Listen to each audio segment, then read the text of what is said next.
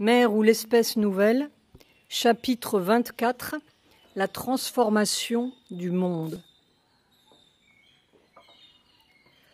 Nous approchons du grand tournant de 1968. Comme par hasard, l'année de la révolution des étudiants. Il y a tant de points d'interrogation, d'endroits mystérieux, mal saisis dans cette forêt, que parfois le cœur défaille.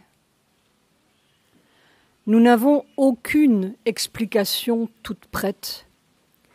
Nous allons en aveugle dans cette forêt et parfois l'inexplicable semble surgir en marchant et parfois elle échappe pour ressurgir ailleurs. Nous n'écrivons pas un livre, vraiment. Nous taillons un chemin dans la nuit, tandis que notre corps, vaguement, écoute un murmure derrière le voile et d'aventure laisse sa main errer dans le vrai. Il faut user le voile, chacun à sa façon. Ils sont en train d'user le voile, lentement, dans le corps de la terre. Et qu'est-ce qui va se passer? Les trois solutions. Il y a cette vraie terre, là, libre. Sri Aurobindo, mère, sont là. Ils œuvrent, ils voient. Ils sont là autant que nous, plus que nous. On assassine Sheikh Mujibur Rahman, le président du Bangladesh. C'était hier ou avant-hier. On perpètre 1000 folies obscures et sordides tous les jours. De plus en plus sordides, dirait-on, de plus en plus obscures, comme si la terre n'en finissait pas de dégorger son obscurité, comme si de sinistres fantômes peuplaient la terre de plus en plus, la jolie terre. Des fantômes, oui, qui n'ont aucune existence vraie, mais qui tuent et qui ravagent scientifiquement, médicalement, théoriquement et idéalement ou religieusement. Ils ravagent les fantômes par milliers, de plus en plus. Ils mettent au monde d'autres petits fantômes qui ravageront de plus en plus. Est-ce que la terre, la jolie terre, ne sera plus peuplée que de faussaires et de fantômes? Ou de faussaires de la conscience qui débitent leur solennel discours? Les intelligences qui ont émergé dans une lumière supérieure sont comme des étoiles dispersées dans un ciel tout à fait obscur, disait-elle. Qu'est-ce qui va se passer? On dirait qu'on approche de l'essence vraie de la mort. Non pas le trou, la mort vraie, l'inconscience. Le monde est plein de morts obscures et vêtues de choses qui télévisent leurs paroles éternelles du haut de satellites intelligents et hypnotisent les hommes par millions. La trame du mental est devenue presque visible. Elle sillonne le ciel en tous sens et assourdit nos consciences à tous les coins de rue. Il gagne, Il gagne de plus en plus, presque chaque jour. Et le phénomène est irréversible. C'est-à-dire que les inconscients ne vont pas s'améliorer par miracle. C'est une obscure progression boueuse. La mort gagne. Et pourtant, c'est seulement un voile, un écran mince sur lequel se dessinent d'obscures silhouettes dotées de meurtres et d'évangiles barbares. En poids de conscience, c'est zéro. Et ça règne. En poids de réalité, c'est zéro. Et pourtant, c'est notre monde soi-disant réel. On vote pour eux, on prépare des diplômes pour eux, on conduit des locomotives et des laboratoires pour eux, on prépare un avenir pour eux. Nous nous insurgeons parfois, mais à la première occasion, nous faisons tout comme eux. La propédeutique, les petits-enfants, le progrès de la science, pour eux. Chacun va chercher son numéro d'ordre là-dedans.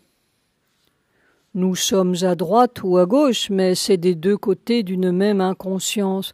Nous préparons la silhouette sur l'écran, et plus elle est opaque, plus elle est visible, réussie. Nous voulons tous réussir à ce monde-là. Nous voulons même réussir au monde du yoga ou au monde de la spiritualité. Et c'est tout pareil. Qui veut traverser l'écran? Vraiment. La vraie terre.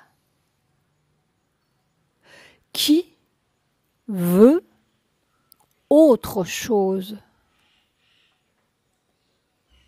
Et c'est là où tout le problème se resserre, individuel et cosmique. On pourrait dire très bien, laissons tomber ce corps d'inconscience, laissons tomber la mort et les morts, et allons dans la vraie matière rejoindre les vivants. Mais cela ne paraît pas une solution très évolutive, ni très courageuse. Et d'abord, cette cage a une raison d'être très précise. Ce n'est pas une invention diabolique, c'est le moyen évolutif pour fabriquer des êtres qui, justement, trouveront le moyen de changer la cage ou de l'ouvrir. Mais alors, si nous restons dans la cage, comment en sortir tout en y restant, pourrait-on dire? Cela, c'est toute l'histoire de Mère. Et finalement, qu'arrive-t-il à ce corps lorsqu'il a découvert le secret de sa réalité, la vraie matière, le vrai monde? Est-ce que les lois de cette matière-là ont le pouvoir de changer les lois de cette matière-ci? Une transformation du vieux corps? Ou bien est-ce qu'on jette la guenille une fois qu'elle a fini son travail? On s'envole, papillon, dans la vraie matière. Une dissolution du vieux corps.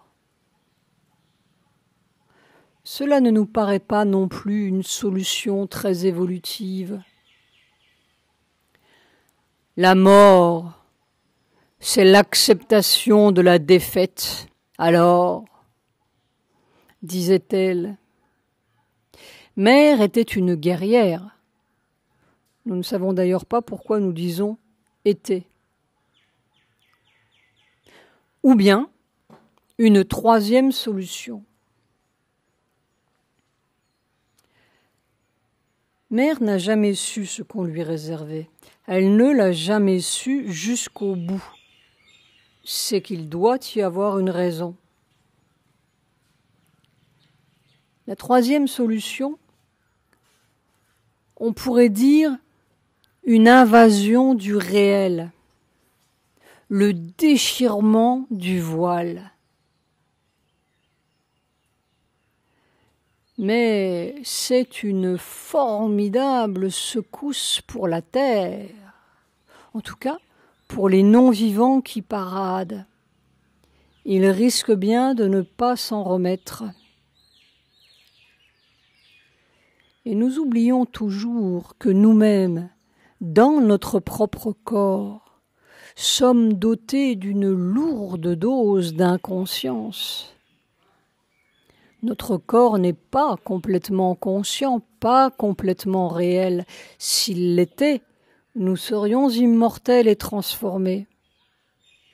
Alors, invasion du réel ou non, nous restons avec ce vieux corps doté de mort, et qu'est-ce qu'il lui arrive au bout? Le trou ou la transformation? C'est toujours la même question. Le papillon quitte sa dépouille de chenille ou quoi? Le réel règne sur la terre et il ne reste plus que les papillons réels? Ouais. Qu'est-ce qui restera au bout? Combien de papillons? Peut-être pas beaucoup. Peut-être pas 3. Alors,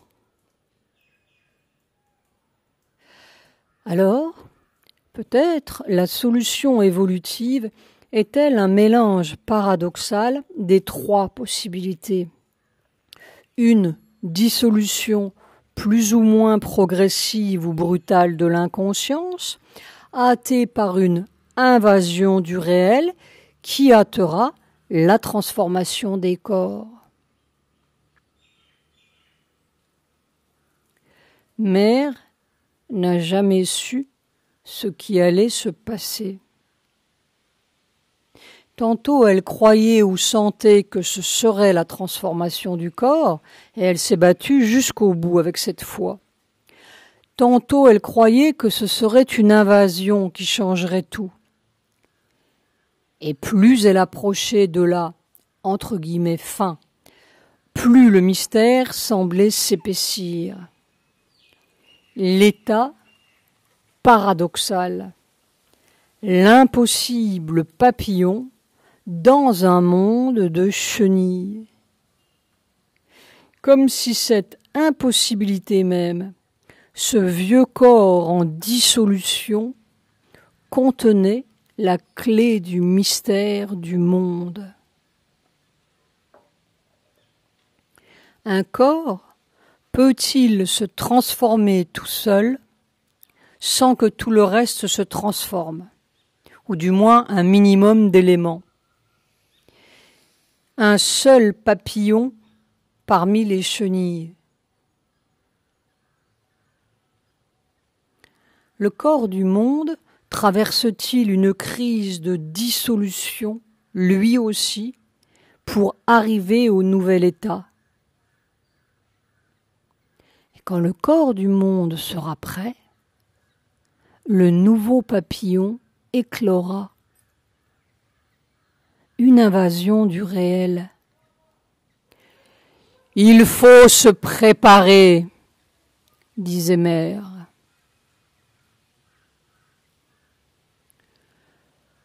Le pouvoir supramental.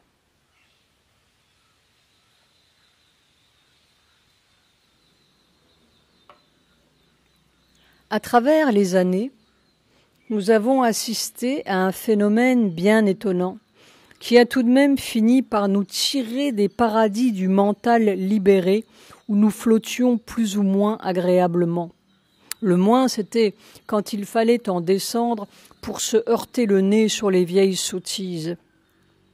et nous avions l'impression d'un vaste rythme que l'on pouvait joindre à volonté et d'où l'on pouvait tirer toutes les connaissances voulues. Des livres automatiques, de la peinture ou de la musique. Il suffisait de s'asseoir et de traduire le rythme, ou plutôt de le laisser tout seul se revêtir de mots ou de notes ou de couleurs si nous avions été peintres ou musiciens. Et tout était connu, compris. Une jolie transparence où les êtres n'avaient plus de mystère. On tournait le phare tranquille par ici ou par là, tout près ou à des milliers de kilomètres, et c'était su. Et quand ça n'avait rien à dire, ça se taisait admirablement dans une éternité de neige. Avec seulement le petit agacement ou la petite inquiétude que ça pouvait durer très longtemps, l'éternité.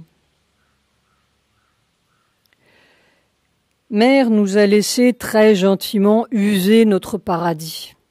Elle nous y poussait même, car Mère, c'était celle qui poussait toujours les gens dans leur sens.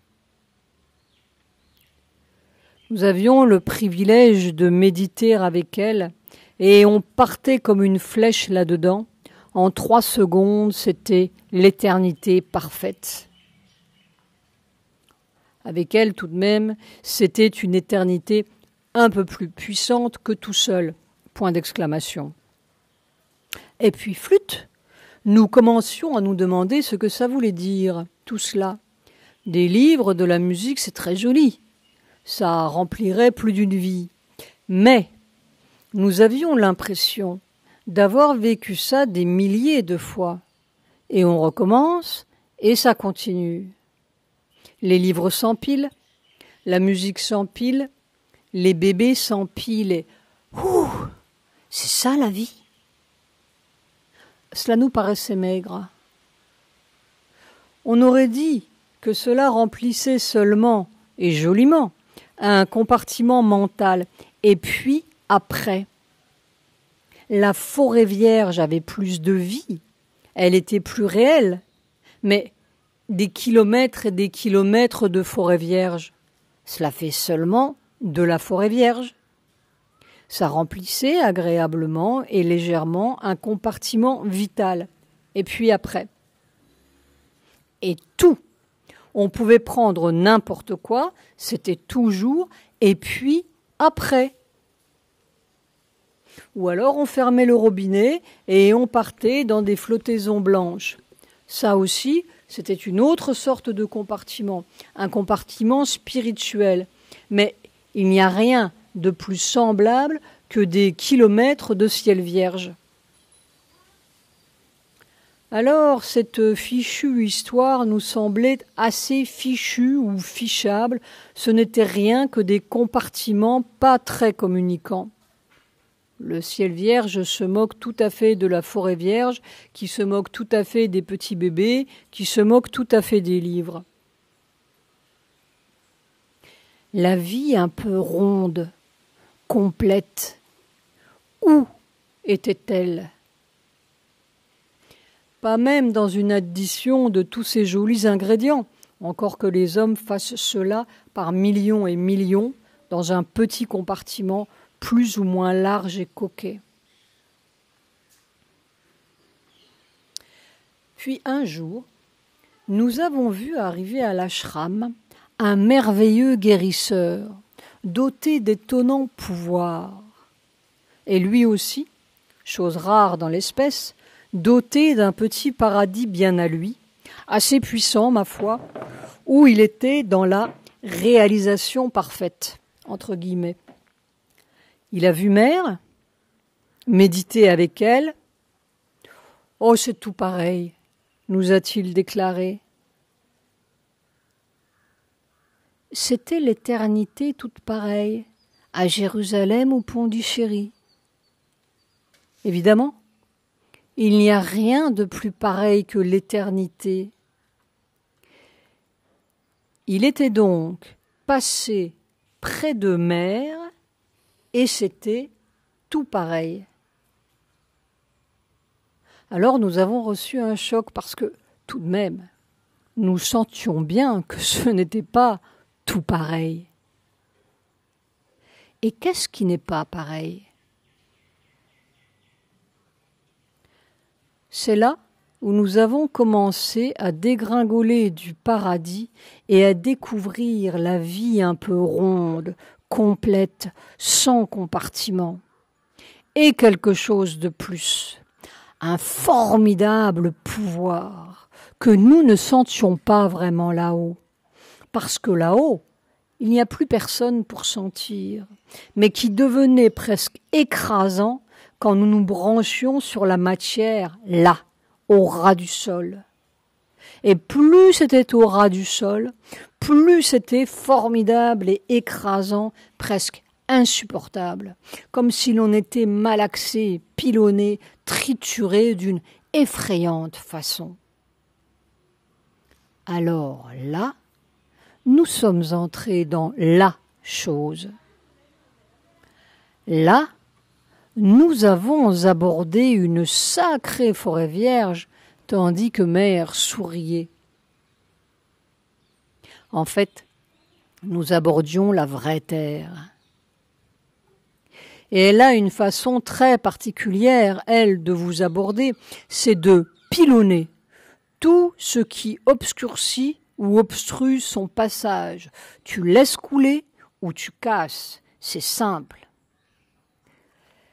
Mais c'était tellement formidablement vivant, pour une fois, ce pouvoir, comme si pour la première fois, on touchait quelque chose de réel, redoutablement réel. Mais si on y touchait, on ne pouvait plus s'en passer.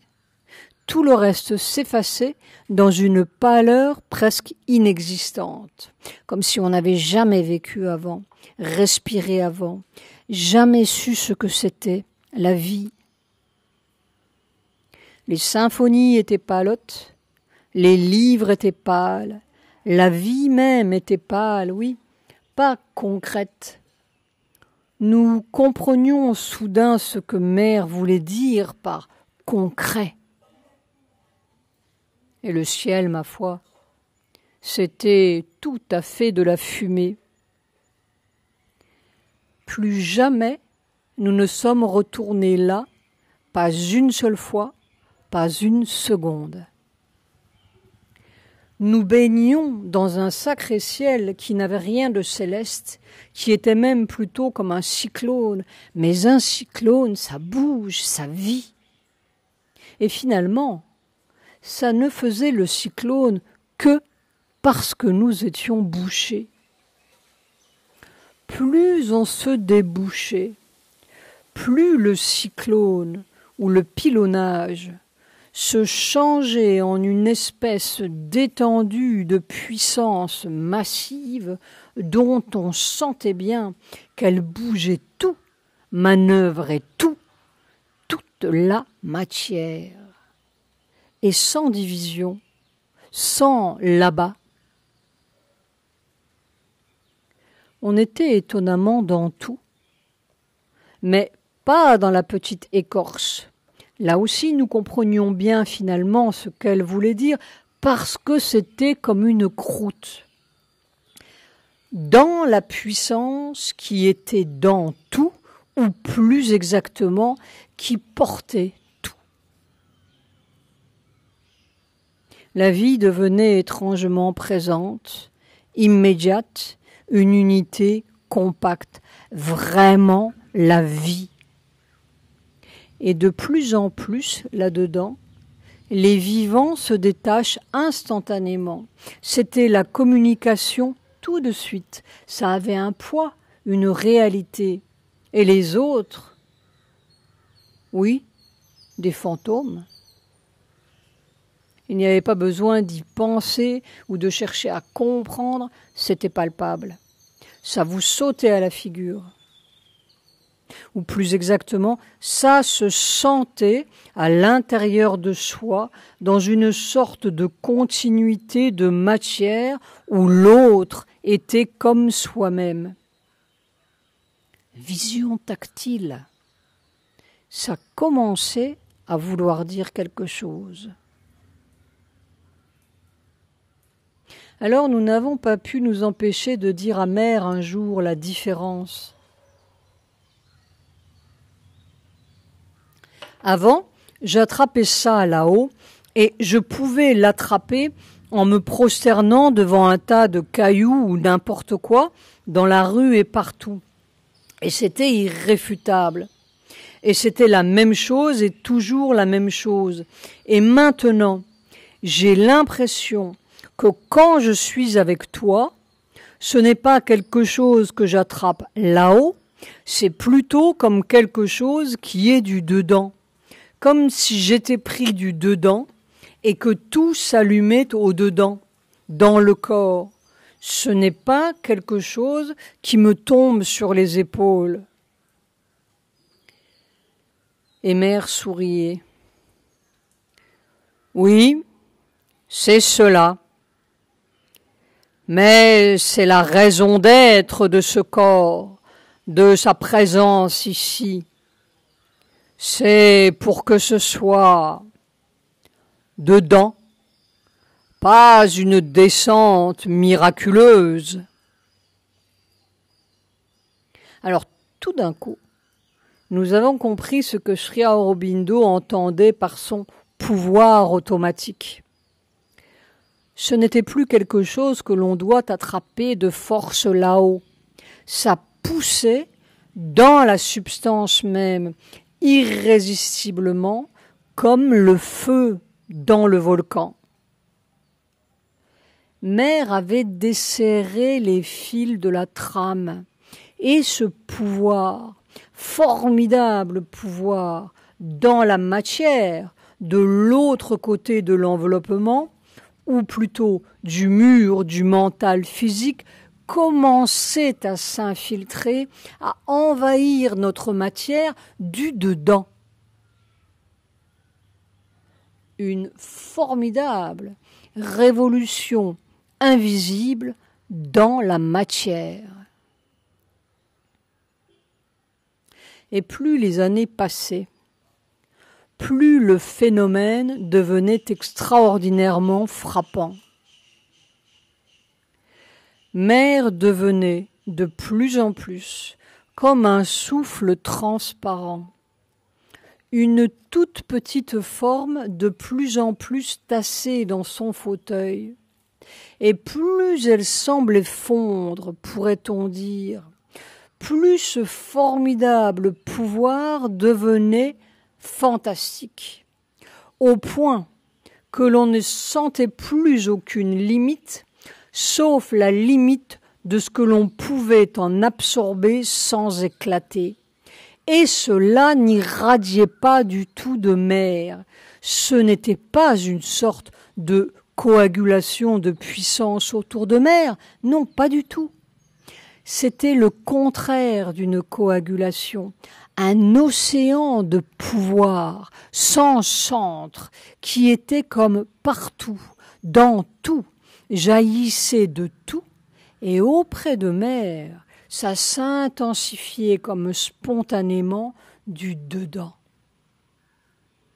Ce n'était pas dans un corps, c'était dans tous les corps, même les flacons d'eau dentifrice. Et on comprenait tout de suite ceux qui étaient en contact avec ça, ou les choses qui étaient en contact avec ça, et ceux qui ne l'étaient pas. C'était comme deux mondes, vraiment, les morts et les vivants. Et ceux qui étaient en contact n'étaient pas spécialement dotés de spiritualité, entre guillemets. C'était simplement, peut-être, une simplicité claire et précise et sincère qui faisait toute la différence de perméabilité. Les corps simples et les corps obscurs. Et il pouvait très bien ne rien comprendre au phénomène, ou croire qu'il faisait du hatha yoga, du football ou rien du tout. Cela n'avait aucune importance. Il pouvait croire n'importe quoi, par n'importe quelle méthode choisie, disait Sri Aurobindo. Mais ça rentrait, tout spontanément, tout naturellement. Et d'autres, qui affichaient des solennités vertueuses, étaient tout simplement comme des morceaux de bois, pas même du plâtre. Alors nous ne pouvions pas nous empêcher de dire amère notre observation amusée, émerveillée, avec des balbutiements de langue maladroite. C'est une puissance qui a l'air de prendre dans toutes les parties du corps et de les emplir d'une aspiration intense. Oui, disait-elle, mais ça, c'est ce que mon corps sent. C'est comme si ça faisait prier le corps. Ça l'emplit d'une puissance c'est comme un or chaud qui soulève tout. Un or chaud qui est en train de soulever le corps du monde à son insu, le pétrir du dedans. C'est le pouvoir supramental, une invasion de pouvoir triturant, une invisible révolution dans la matière, pas si invisible.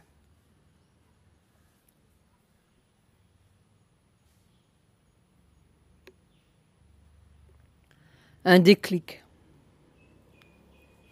Et la Terre répète exactement le phénomène cellulaire individuel.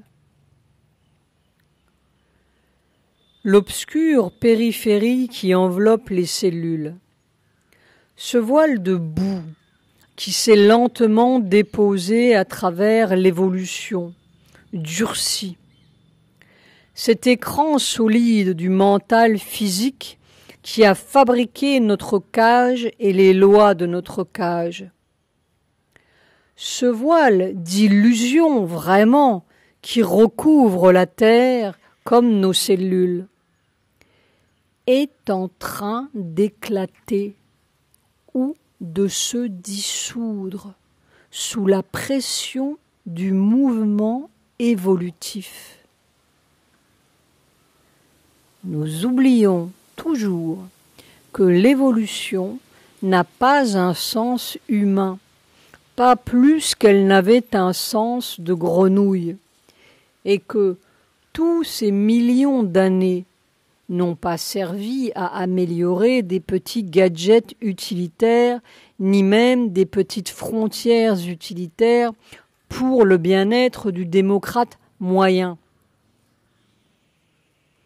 Sri Aurobindo appelait cela le pouvoir supramental. On peut l'appeler comme on veut, mais c'est le pouvoir même qui faisait éclore l'amphibien du poisson et les mammifères des reptiles. Le grand raz de marée évolutif qui se moque de nos petites conceptions provisoires et de nos lois sagement cataloguées comme pour toujours dans un almanach du petit physicien moderne. Et justement, il est très remarquable que ce nouveau tournant évolutif se produise exactement au moment du plus grand triomphe du mental physique, à son apogée tétanique, pourrions-nous dire, quand ce vieux parkinsonien scientifique est sur le point de figer définitivement le mouvement du monde dans son implacable corset de fer et de nous faire prendre sa maladie pour le salut universel. Il a convaincu toute l'humanité, s'exclamait Mère.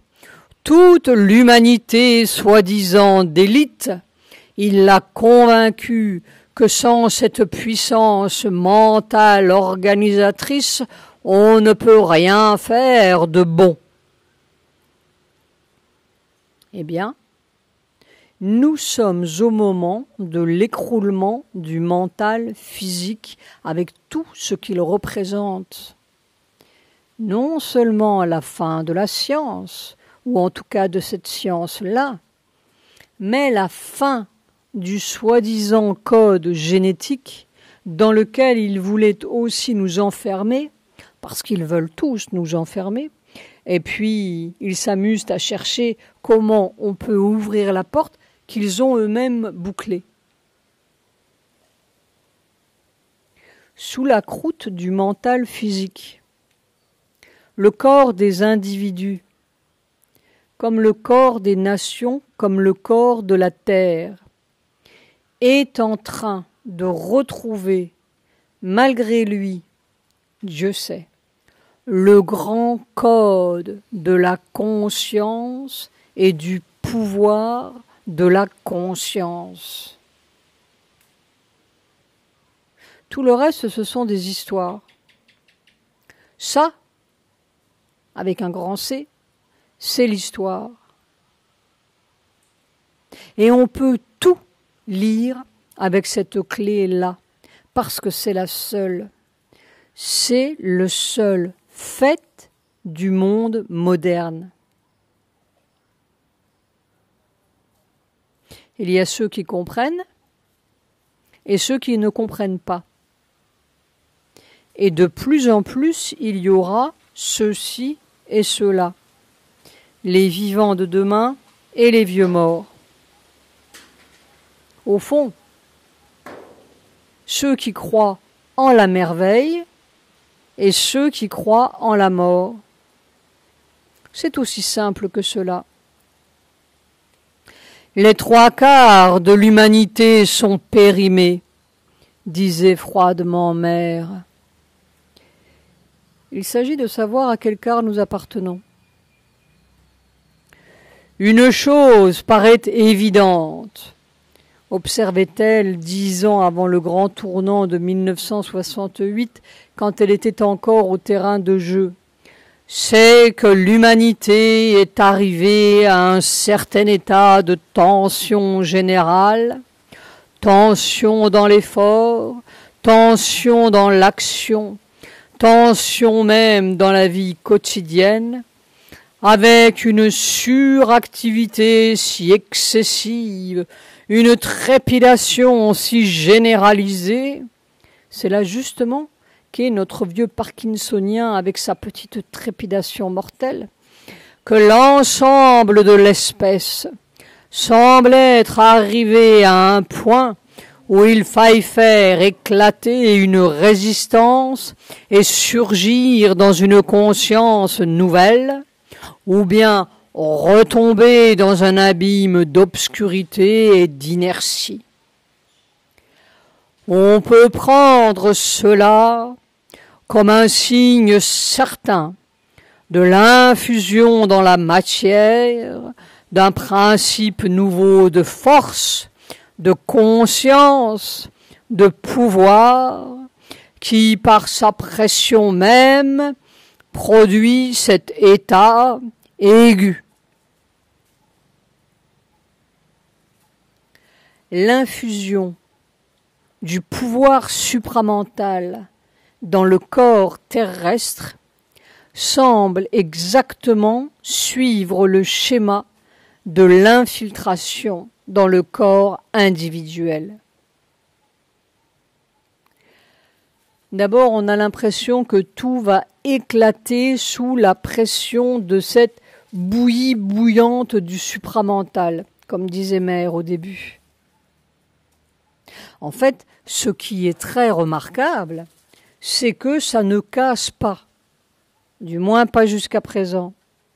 Ça a l'air extraordinairement dosé, ça va jusqu'au plafond de rupture sur un point, puis quand c'est bien secoué, malaxé, trituré, ça s'en va sur un autre point, et ainsi de suite, méthodiquement, partout, rien n'échappe. Et ça ne casse pas, mais ça désorganise si parfaitement qu'on ne sait plus quel fil attraper. Tous les remèdes s'écroulent les uns après les autres. On est comme conduit au point du sans remède, jusqu'à ce qu'on attrape le remède. Alors miraculeusement tout s'arrange, incroyablement.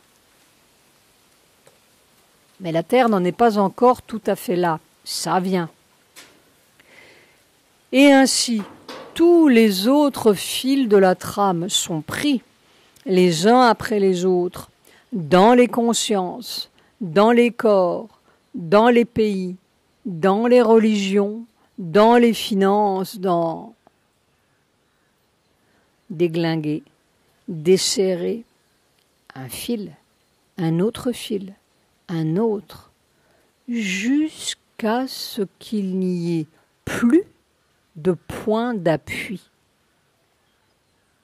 Exactement comme dans le corps, on fait le transfert de pouvoir de la Terre. Alors la Terre a l'air très malade, mais elle est en transformation. Pas en amélioration, non, pas du tout. Il n'y a rien à colmater, pas une seule fissure, ça craque partout, ça doit craquer, et tous ceux qui veulent raccommoder sont dans une illusion béate. En transformation. Transformation, cela ne veut pas dire de la superchenie. Allons-nous améliorer la pénicilline pour les papillons de demain? Ou la circulation fiduciaire pour la caisse d'épargne des êtres supramentaux? Mais il faut qu'il y en ait quelques-uns qui aient le courage de faire le passage. Demain commence aujourd'hui. La transformation, c'est tout de suite. Ça se fait.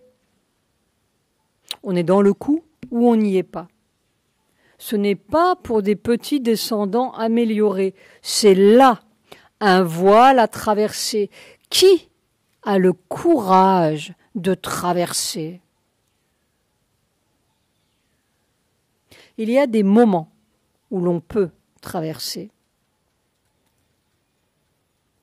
Le mot nous trompe peut-être.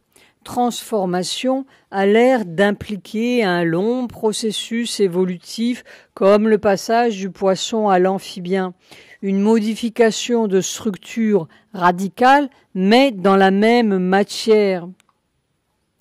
Et il est bien possible que cette modification radicale se produise, mais dans quelle matière et de quelle matière? Oui, quelle matière? Cette matière visible, ce regard binoculaire sur quelque chose, c'est justement le mensonge radical du monde, son illusion collante, mortelle, malade et gravitationnellement fausse. Ce n'est pas la matière de Newton qui va se transformer, ce n'est pas le mensonge qui va prendre des ailes subites. Au contraire, c'est lui qui va s'effondrer dans sa pesanteur définitive. Nous sommes jusqu'au cou, ou plutôt jusqu'aux cheveux, dans un bain de boue opaque dont nous avons catalogué toutes les lois et tous les indices de réfraction. La boue tombe et les lois tombent. C'était les lois de notre boue. Ça peut se faire en une seconde. Le secret de cette seconde-là, c'est qu'il y ait suffisamment d'humains à prendre conscience de la fausseté totale du bain de boue. Et c'est ce qui se passe dans le corps du monde comme dans le corps de mère. Bien sûr, tout est le même corps. une vertigineuse petite bascule dans la désintégration, la maladie subite, la mort subite d'innombrables petites morts éclairs, continentales, nationales, religieuses, politiques, et puis, hop, ça s'éclaircit. On ne sait pas comment. Et hop, encore on retombe dans le trou, c'est fichu. Et tout semble fichu, et de plus en plus. Ça s'accélère vertigineusement jusqu'à ce que toute la terre apprenne la leçon du miracle. Et ça a l'air d'une mort. Et c'est une mort, en effet, mais ça se défait en avant. Toute la terre se défait en avant. Le secret, la seconde inouïe, c'est de savoir cet en avant-là. Il y a ceux qui se déferont en avant et ceux qui se déferont en arrière. Ceux qui tomberont avec la boue et ceux qui papilloteront soudain dans un air clair, dans un monde clair, incroyable, miraculeux. Un autre monde. Et pourtant, le même. C'était la leçon que Mère apprenait 10 fois, 50 fois par jour dans son corps, avec une filariose, une névrite, un abcès dentaire, une crise cardiaque et la bascule dans la dissolution, un minuscule va-et-vient de la vie à la mort, de la vie à la mort, jusqu'à ce que la mort se change en autre chose et la vie avec. Nous allons vers la mort de la mort, jusqu'à ce que la mort se change en autre chose et la vie avec.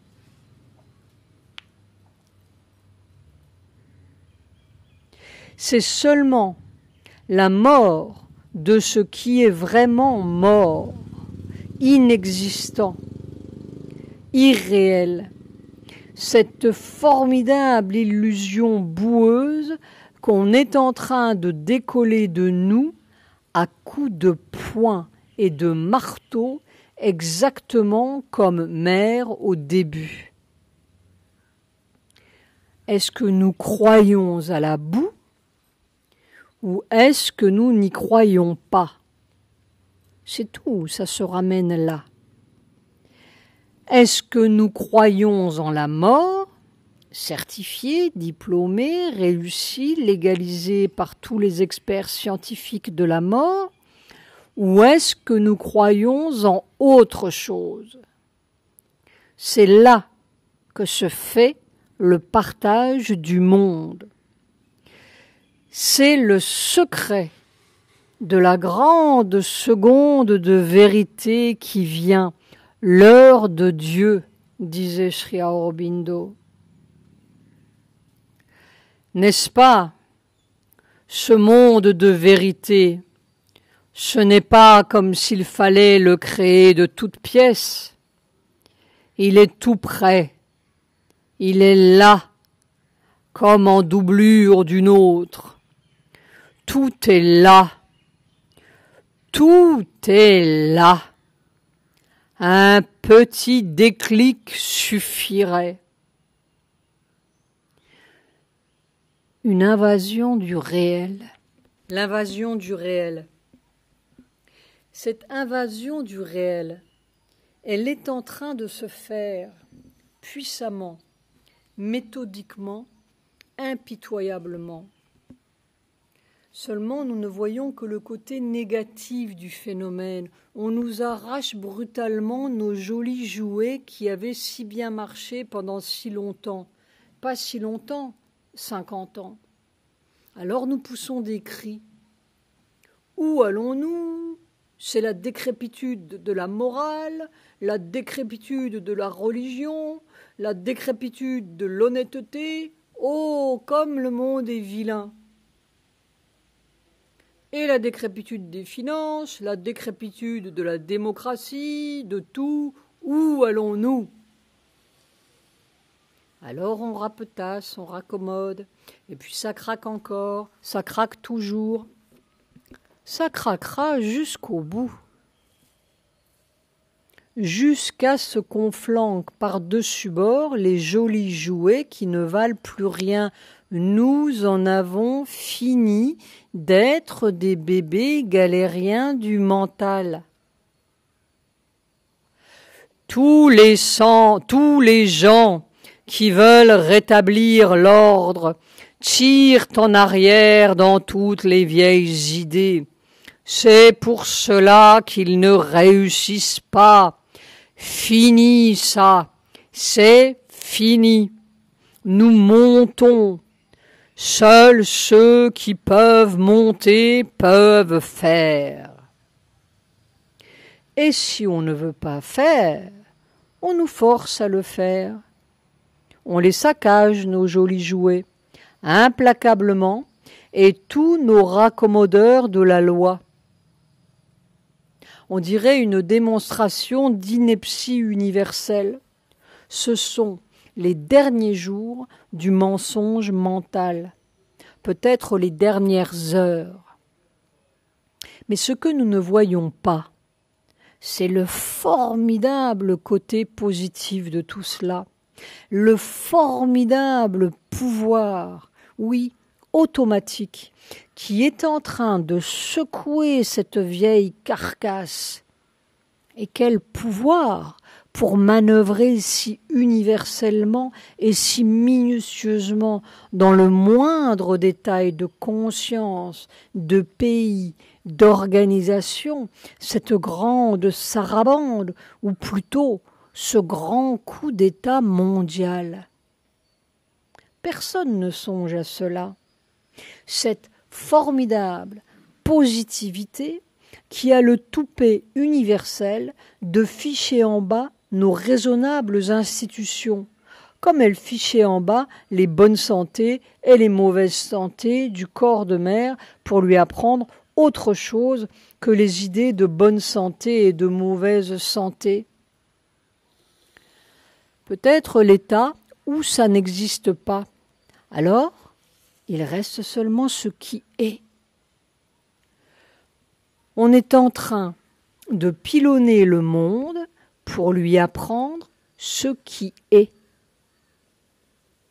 C'est la grande dévastation du mental et des lois du mental sous toutes ses formes. Je suis en train de la payer, cette conviction, disait Mère au lendemain d'une nouvelle maladie, entre guillemets. Le corps, dans son transfert d'autorité, a des moments difficiles, vraiment des moments difficiles. Et alors, vu avec la vision ordinaire, cela n'aurait aucun sens parce que les difficultés semblent augmenter avec ce que l'on pourrait appeler la conversion. En effet, le monde traverse une conversion inouïe. Et plus il se convertit, plus il se désagrège. C'est cela que nous ne voyons pas ou nous ne comprenons pas, nous voyons tout à l'envers. Mais c'est la conversion du monde. Pas sa conversion politique, ni religieuse, ni économique, sa conversion évolutive, son passage des reptations du mental aux ailes de la conscience. Et c'est la même chose pour les pays et les États. C'est le même changement d'autorité qui fait l'innommable chaos dans lequel on vit à cause de la résistance. Chaque transition évolutive est la catastrophe du vieux spécimen. Mais qui voit ce qui cherche à se faufiler entre les mailles de la catastrophe, entre guillemets? Pas à pas, à travers les années, nous avons suivi le phénomène et vu cette formidable invasion de pouvoir à partir de 1962, l'année de Cuba et de l'affrontement Kennedy-Khrouchtchev, quand les mailles de la trame ont cédé pour la première fois. La grande désorganisation du corps terrestre, le bain de boue accéléré, la maladie de la transformation est quelque chose d'autre que pouvait voir l'œil vrai. Je regardais, notait-elle en 1964, et il y avait partout, comme si le monde était fait de grandes machines avec des pistons formidables qui étaient en train de descendre, tu sais, comme dans les salles des machines. Ça montait, descendait, montait, descendait. C'était partout comme cela. Et ça pilonnait la matière. C'était effrayant. Au point que le corps se sentait pilonné. C'était une compression mécanique, et en même temps, les deux en même temps, une aspiration d'une intensité. Il y a une intensité dans les cellules qui est extraordinaire. La vérité, la vérité, la vérité. Cette suffocation partout, cette prière muette qui n'a pas de nom ou d'obscur nom, qui monte partout de la terre entière derrière ces extravagances, ces gens poussés, ces peuples poussés, cette immense poussée d'on ne sait quoi qui est comme une prière barbare. Les drogues, les errants, les révoltes, les désertions, les schismes, n'importe quoi, mais autre chose. C'est le corps du monde pilonné dans sa première aspiration primitive, comme tout un peuple d'anthropopithèques en déroute sous la pression de la première vague mentale. Toute la jeunesse semble être prise par une sorte de vertige curieux, notait-elle dès cette époque, qui serait inquiétant pour les gens raisonnables, mais qui est certainement l'indication qu'une force inaccoutumée est à l'œuvre. C'est la rupture de toutes les habitudes et toutes les règles. C'est bon. Pour le moment, c'est un peu étrange, mais c'est nécessaire. C'est comme une pression qui s'exerce sur la matière pour en faire sortir la réponse. Et quelque forme que prenne cette réponse, cela fait partie de l'action générale. Quelque chose qui ne se souciait d'aucune moralité, aucune légalité, aucun humanisme, pas plus que ça ne se souciait de la moralité simiesque, ni d'aucun simianisme, mais que ça change. Il y a une très forte action. Mais, n'est-ce pas, les gens croient qu'il faut que tout aille bien à leur manière, et alors ils s'étonnent. Comment se fait-il que cette conscience divine soit à l'œuvre et qu'il y ait tant de choses pénibles ou douloureuses ou inattendues? Comprennent pas. Mais ce corps-ci comprend bien. Son corps, pilonné, martelé, comprenait bien la nécessité du processus. C'était très barbare pour lui, ces crises cardiaques et le reste. C'était tout à fait immoral, cette filariose. Mais alors, cette flamme qui montait sous la pression douloureuse, c'est ce feu qui grandit dans le corps de la terre jusqu'au jour. Jusque dans le moindre détail, tout est organisé. Ce n'est pas prévu comme nous prévoyons dans notre conscience ordinaire, mais c'est la force qui presse et qui produit le résultat voulu. Je pourrais presque dire par n'importe quel moyen, tout moyen nécessaire.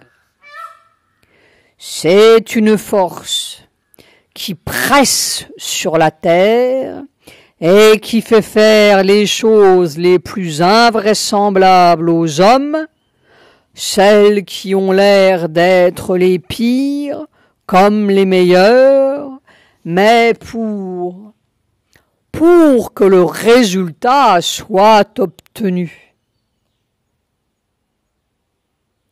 Et elle ajoutait, toujours avec cet humour souriant, « Si tout avait été très bien, avec de bons résultats, il se serait gonflé de statistiques. » C'était en 1964, l'année de la première bombe atomique chinoise.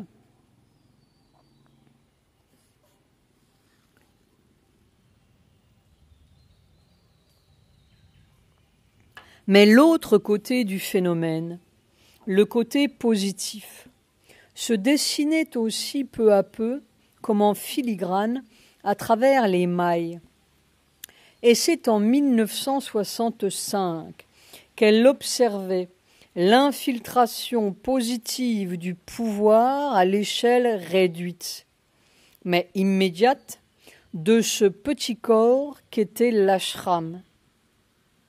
Une émeute, des bâtiments incendiés, une foule obscure qui instinctivement savait que l'ennemi était là et se pressait vers l'ashram avec des charrettes ou des pousse-pousse remplis de moellons ou de briques pour attaquer les disciples rassemblés. Tout cela aussi faisait partie de l'action, en bien comme en mal, d'un côté comme de l'autre, sans parti pris. Ça pilonnait la matière et la différence de côté n'avait guère d'importance. Mère regardait le phénomène, tranquillement assise dans son fauteuil et innombrablement située dans tous les coins de la bataille, à ce niveau cellulaire où l'on est parfaitement partout.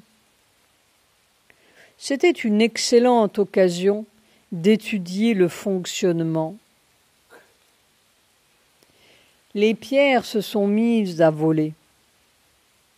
Or, il y avait des endroits où elles ne pouvaient pas toucher et d'autres endroits où elles pouvaient. C'était cela le phénomène à l'étude. Un tout petit phénomène, sans importance, entre guillemets, sauf pour ceux qui se faisaient fracasser la tête, mais très instructif. Il y avait des endroits de l'ashram où il n'y avait, pour ainsi dire, pas de contact avec cet obscur mensonge qu'était l'émeute.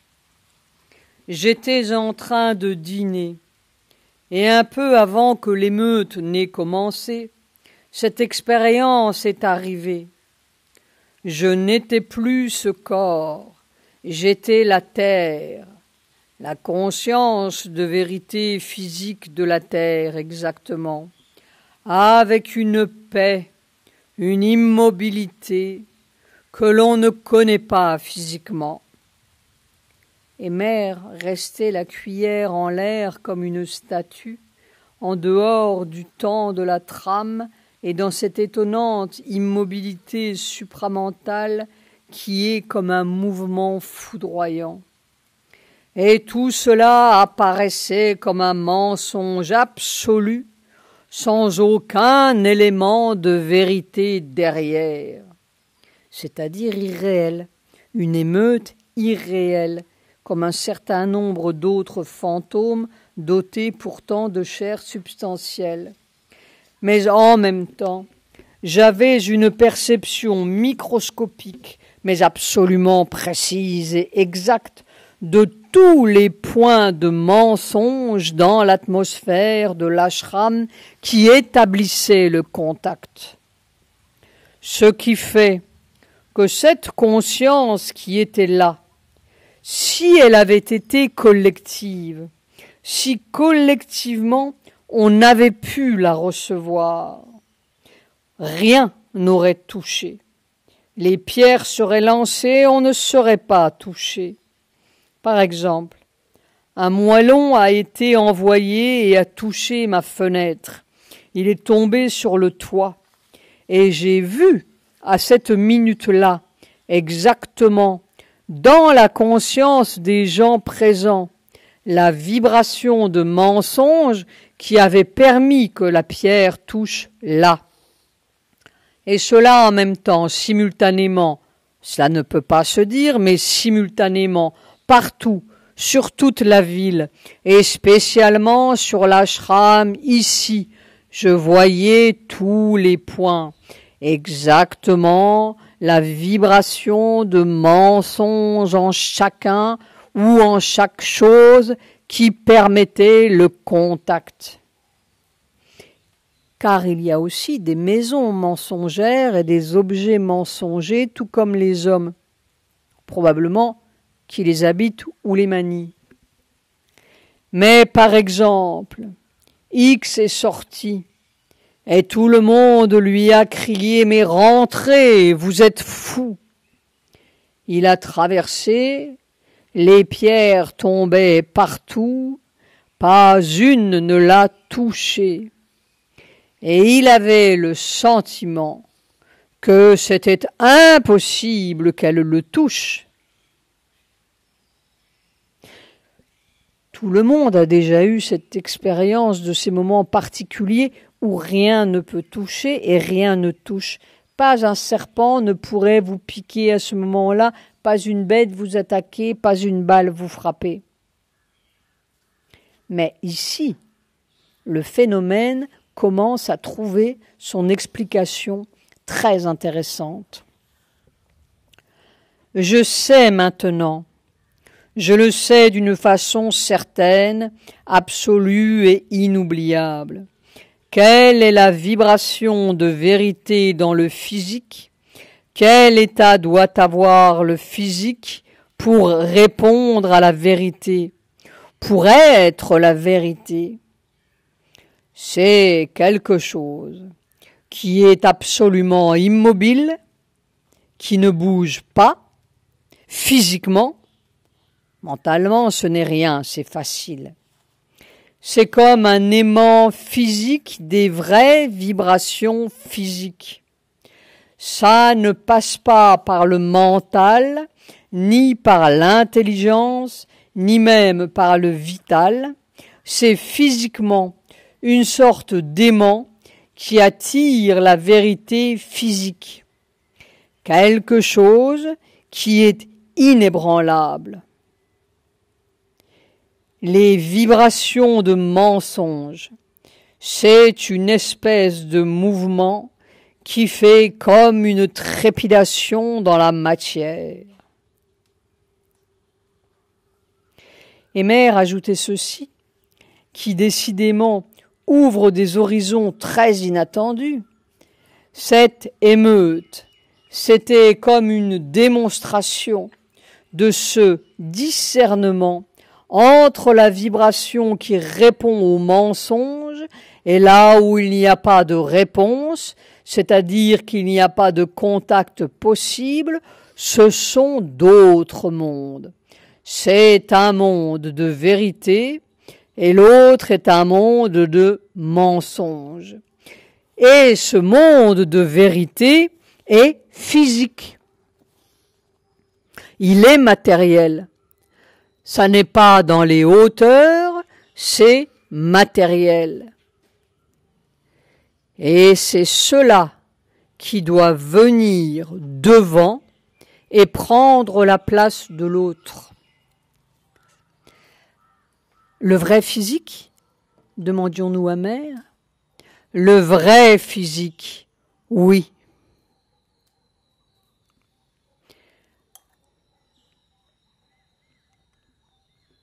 Alors on commence à entrevoir un peu, avec une sorte d'émerveillement, ce monde physique où les lois du mensonge ne jouent plus. Les lois de Newton, les lois de la chute des corps, les lois de la balistique, les lois, toutes les lois. Et pourtant, un monde physique. Il n'y a pas de contact là, ça ne touche pas là, ce sont comme d'autres mondes, et pourtant c'est le même monde. Le contact, c'est le mensonge qu'on porte en soi-même. Le mensonge disparaît, la mort ne peut plus toucher, rien ne peut toucher, les lois ne tiennent plus, ça n'existe pas. Note de bas de page. Au moment de mettre ce livre sous presse, nous avons été frappés, entre guillemets, par un incident personnel très instructif. Nous nous promenions dans certains canyons désertiques proches d'Auroville, lorsque nous avons été attaqués par 3 mécréants qui avaient été payés pour nous assassiner. Il suffisait de nous jeter par-dessus bord dans le ravin. C'était un accident, entre guillemets. Lorsqu'ils sont arrivés sur nous, très étrangement, il n'y a eu aucune réaction d'aucune sorte, ni pour nous défendre, ni de peur, bien sûr, ni de réflexion. Tout était comme totalement neutre en nous. Seulement, à un moment, nous avons levé les yeux sur le ruffian en chef, et son bras est retombé, et tout s'est arrêté. Nous sommes partis tranquillement. Mais nous nous étonnions après de cette espèce d'état, pas même indifférent, parce que cela aurait supposé une attitude vis-à-vis de l'événement. C'était comme s'il n'y avait pas d'événement. Nous nous étonnions encore plus de n'avoir pas senti la puissance ou la présence habituelle de Mère et de Sri Aurobindo nous envelopper. Non, rien. Comme si rien ne se passait. Et soudain nous avons compris. Pour le corps, notre corps, c'était comme si rien ne se passait. Alors, rien ne se passait. Si notre corps avait eu la moindre sensation que quelque chose lui arrivait, ce serait instantanément arrivé. Un état complètement transparent, sans une vibration de réponse. Il n'y a pas à répondre, ça n'existe pas. Alors, ça n'existe pas. C'est comme cela que le cyclone ne pouvait pas entrer dans la chambre de Sri Aurobindo. Et c'est une sorte d'immobilité dans le mental physique. Rien ne répond là. C'est là, à la frontière cellulaire, sous l'enveloppement du mental physique, que cessent les lois du faux monde, de la fausse matière. Et on traverse la rivière très bien, la pluie de pierre très bien, les savanes de serpents, et tout se traverse très bien. C'est ce vrai monde, ce vrai physique, qui est en train de traverser terrestrement les mailles de la trame. Et tout le mensonge, l'obscurité, la boue, c'est la mort qui se débat. C'est la mort qui est en train de mourir. Et tout est fait, organisé, minutieusement, innombrablement et très brutalement, pour que nous apprenions à ne pas répondre, ou plutôt à ne plus répondre au monde du mensonge, à ne recevoir ou ne percevoir que la vibration de vérité, à être la vibration de vérité. Il se pourrait bien qu'on soit terrestrement en train de préparer ceux qui survivront au naufrage. Pas une épidémie terrestre, non, pas une apocalypse, mais la dissolution grandissante des éléments qui sont en contact avec leur propre mort. Tous ceux qui sont comme en dessous d'une certaine fréquence vibratoire seront automatiquement happés par leurs propres mensonges, frappés par leurs propres mensonges comme par la pluie de pierre. Un tri automatique, presque micrométrique, par le degré de vibration interne.